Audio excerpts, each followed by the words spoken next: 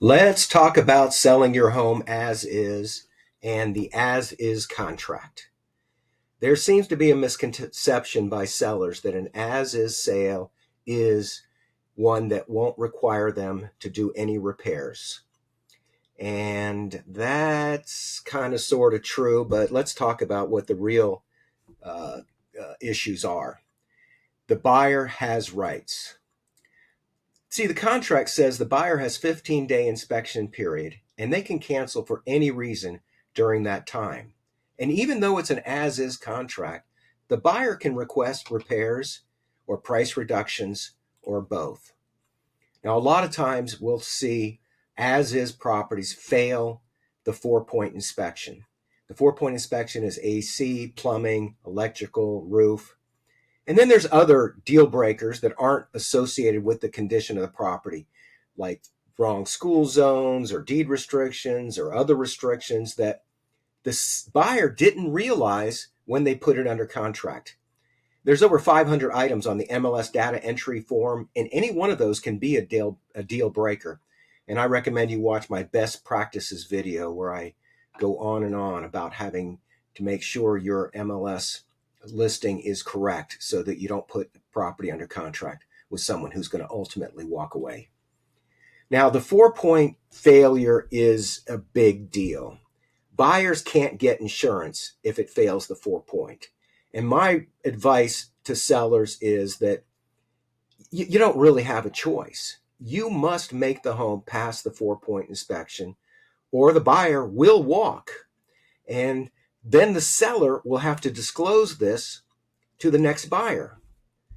So unless they're willing to severely drop the price to sell it to an investor, the seller's basically on the hook for those 4-point items, even if it says it's as is.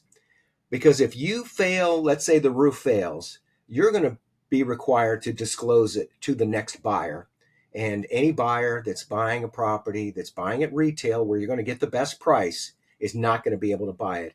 And you become an investor deal and you're looking at a substantial discount. My recommendation, if you have a bad roof, you find the buyer, you contract with a roofer, you have the roof put on as about the time the closing is, and then you pay for the roof out of closing. These are not deal breakers from the seller standpoint, even if they don't have the money to make the repairs. It's all about working with somebody that can help you with the logistics. So seller risks, buyers leverage during the inspection period, potential price adjustments, delayed closing if repairs become mandatory. Seller's best practices. Now, a pre-listing inspection has its own considerations. Budget for possible concessions, market the home realistically, partner with an experienced agent.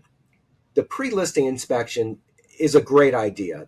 The problem with it is that maybe you shouldn't use it and give it to the buyer. The seller's going to do this inspection for their own information. And then when the buyer comes in, I would prefer them to pick their own inspector and have their own inspection and not have a possibility that our pre-listing inspection is accused by the buyer of bias. Oh, your inspector fudged. These issues exist. If you're a seller, you really don't want the buyer to use your inspector. You want them to get their own inspector and maintain a distance. All right, the key takeaway is that the as is a contract format. It's not a promise that no further negotiations or repairs will occur. And this is a topic of conversation that the seller should have with the listing agent when the listing agent takes the listing.